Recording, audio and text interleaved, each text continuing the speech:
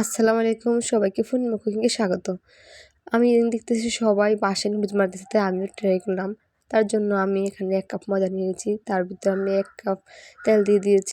এভাবে আমি ডোর একটা গোল করে রুটির মতো একটা গোল শেপ করে নেব।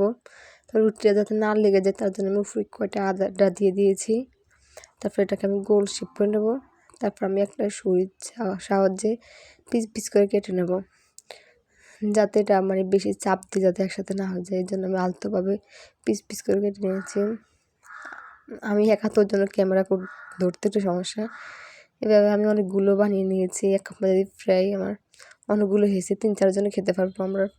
তার জন্য আমি একটা পাত্রতে একটু পানি দিয়েছি। পানিটা একটু গরম হলে আমি এগুলো দিয়ে দেবো নুডলসগুলো। কিছুক্ষণ নাড়াচাড়ার পরে যখন একটু বালক চলে আসবে তখন এটা নামিয়ে নিয়ে আমি ধুয়ে নেব ঠান্ডা পানি দিয়ে।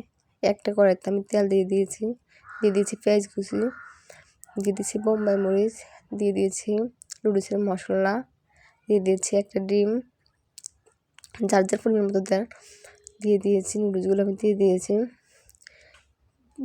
নুডলসের মশলা। কিছুক্ষণ নাড়াচাড়া করার পরে এই যে দেখুন কি সুন্দর হয়ে গেলে আপনারাও বাসায় ট্রাই করতে পারেন। অনেক সুন্দর, অনেক ভালো হয়েছে, খেতে অনেক মজা হয়েছে, মাশাআল্লাহ।